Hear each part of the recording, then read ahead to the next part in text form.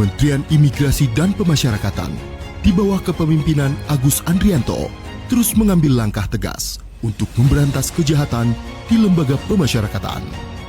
Penguatan pengawasan dan razia semakin intensif dilakukan sebagai langkah berkelanjutan dalam menciptakan lapas yang lebih bersih dan aman.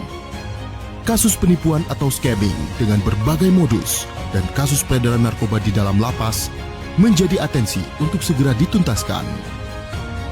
Demi menjaga ketertiban dan menciptakan rasa aman di masyarakat, langkah cepat pun dilakukan. Bersinergi dengan aparat penegak hukum, antara lain Kepolisian Negara Republik Indonesia dan Badan Narkotika Nasional. Pada Maret 2025 lalu, telah dilakukan tes urin dan razia serentak yang hasilnya ditemukan berbagai barang terlarang, 1.115 ponsel, 2.291 barang elektronik, dan 2.880 senjata tajam. Di sisi lain, sebanyak 548 warga binaan yang berisiko tinggi telah dipindahkan ke Pulau Nusa Kambangan.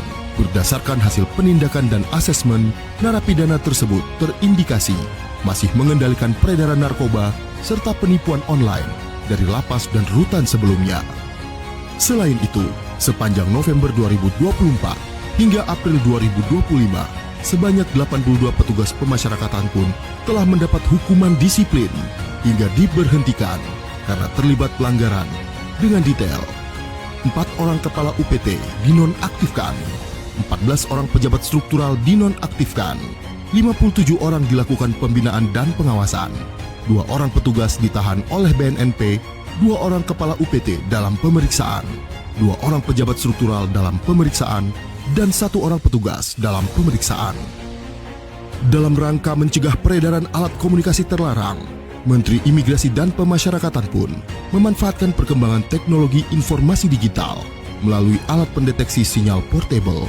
Tak hanya itu, Menteri Imigrasi dan Pemasyarakatan juga telah meresmikan Warung Telekomunikasi Khusus Lembaga Pemasyarakatan atau Wartel Suspas sebagai sarana pemenuhan kebutuhan komunikasi warga binaan dengan keluarga. Untuk mengurangi risiko pengulangan pidana, program pembinaan turut dilakukan bagi tahanan, narapidana, dan anak binaan yang membutuhkan rehabilitasi sehingga dapat lepas dari ketergantungan terhadap obat terlarang.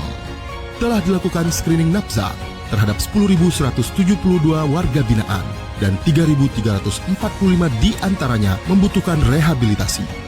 Kementerian Imigrasi dan Pemasyarakatan berkomitmen untuk menciptakan lapas yang bersih, aman, dan terbebas dari kejahatan melalui penegakan hukum yang beriringan dengan pembinaan demi terwujudnya pemasyarakatan yang modern, transparan, dan humanis dalam menciptakan stabilitas keamanan menuju Indonesia Emas 2045.